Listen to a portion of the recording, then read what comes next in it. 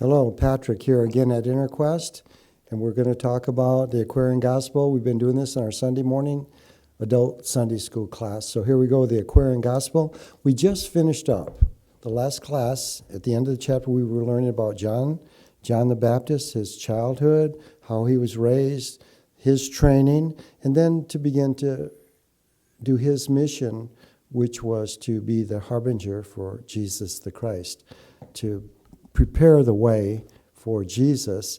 And John represents purity. Our hearts have to be purified to prepare the way for the Christ. So, good story. Continuing on. Now we're going to move to Mary and Joseph. Mary and Elizabeth were in Egypt for 3 years. They come back, and they're teaching their children respectively. And so, here we go, and this is chapter 16, okay? The home of Joseph was on Marmion Way in Nazareth. Here Mary taught her son the lessons of Elohim and Salome, okay? So this is a good little trivia question.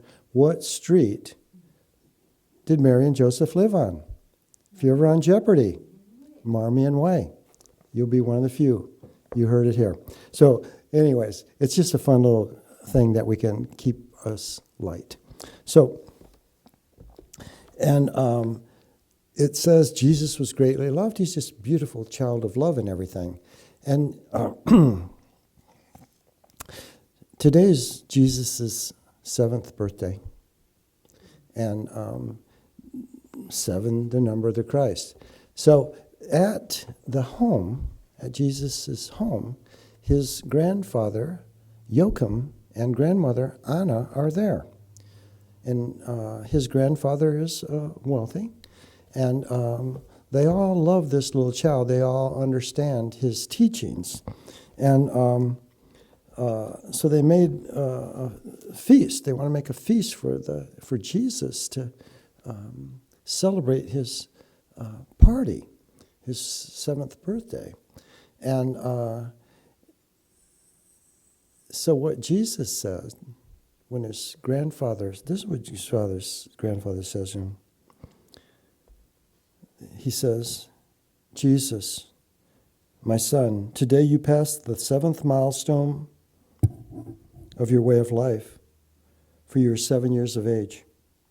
And we will give you, as a remembrance of this day, whatever you desire. Choose that which will afford you most delight. Pretty good opportunity, isn't it? So we look at a 7-year-old, you can have whatever you want. I think today, I think I'll take that new iPhone, Grandpa. Wouldn't that be a good gift? Something like that. We're with Jesus now, and this is what Jesus says. I do not want a gift, for I'm satisfied. If I could make a multitude of children glad upon this day, I'd be greatly pleased. Jesus is already self-contained. He is fulfilled. He is happy just to be here. But if he can make someone else happy and fulfilled, that's his greatest gift. Didn't his life represent that to us all? So this is what he says. There are many hungry boys and girls in Nazareth who would be pleased to eat with us this feast and share with us the pleasures of this day. His grandfather and grandmother are very wealthy. They have this beautiful feast prepared for their nuclear family. And Jesus said, there's a lot of children that would enjoy this feast. It'll probably be the first feast they've ever had and the last feast they've ever had. The richest gift that you can give me is your permission to go out and find these needy ones and bring them here that they may feast with us. He's got this big heart, and it's opening and revealing itself at this young age. Joachim said, "'Tis well, go out and find the needy boys and girls and bring them here. We will prepare enough for them." So they're going to prepare enough for all the little boys and girls in the little village. And Jesus did not wait. He ran. He entered every dingy hut and cabin in town. He did not waste his words. He told his mission everywhere.